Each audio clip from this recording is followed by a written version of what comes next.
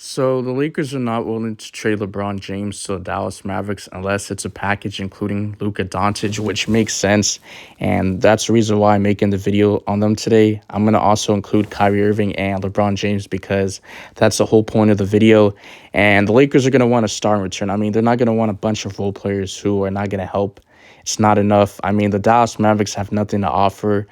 They pretty much gave up their depth. They gutted the roster to get Kyrie Irving, who is just not a good defensive player. Yes, Kyrie Irving is a superstar player, and he's won a championship, but we just don't know, man. Kyrie Irving, we can't always rely on Kyrie Irving to play all 82 games, and he hasn't played 82 games in a while. I don't even think he's played 82 games throughout his career, if I'm not mistaken, but what the Lakers will be getting is probably Josh Green, Davis Bertans, Christian Wood, maybe even add Dwight Powell, Tim Hardaway Jr., which is not enough because the Lakers are going to want another star in return, like I said.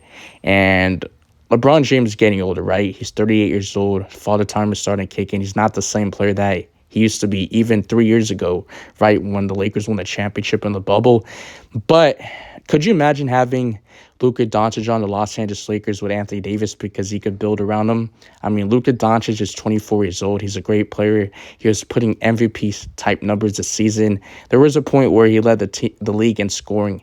He was averaging around 32.4 points per game, shooting 49.6% from the field, 8.6 rebounds, 8 assists, and shooting 34.2% from the three-point line.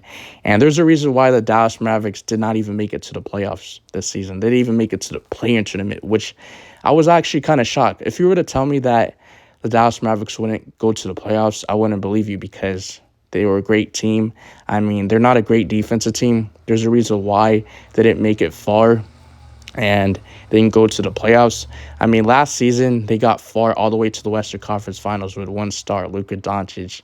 I mean, I feel like you need one star or maybe even 2 stars at the most and a bunch of really good role players. They gutted their roster. They gutted their depth just to get Kyrie Irving, who doesn't play any defense, and Luka Doncic plays no defense. He's a great offensive scorer. He's 6'7", 6'8", playing the point guard position, and he's a small forward, which is incredible. And they even had a bunch of great three-point shooters. You also got Maxi Kleber, and they had else do they even have? They had Spencer Dinwiddie and Dorian Finney-Smith, who's a great 3-and-D wing. He could play defense, and he's a great three-point shooter. So they pretty much gave up on that, and you don't want to have a bunch of vet minimum players because you're going to be in that type of situation where you're going to have 3 max players on contract, Kyrie Irving, LeBron James, and also Luka Doncic on the Dallas Mavericks, and you're not going to have a great team. I mean, you're going to be relying on players who are not going to help your team win championships, not win games.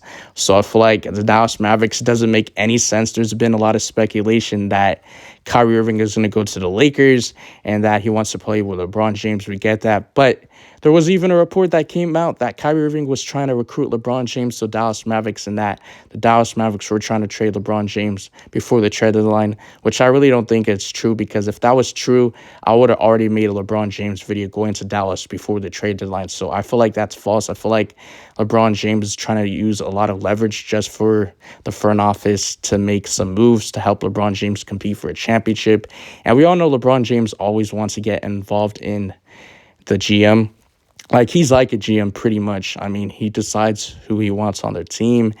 And LeBron James is a great player. He's going to be Hall of Fame. He's a GOAT. But at the same time, you do want to do what's right for your franchise. You don't want a bunch of vet minimum players where you're screwed. You're going to have to get a bunch of players who are not really good, and you have 3 max contracts on your team. I mean, Anthony Davis, there's even been talks about should the Lakers even sign him to a contract extension. I'm not sure about that because he's injury prone.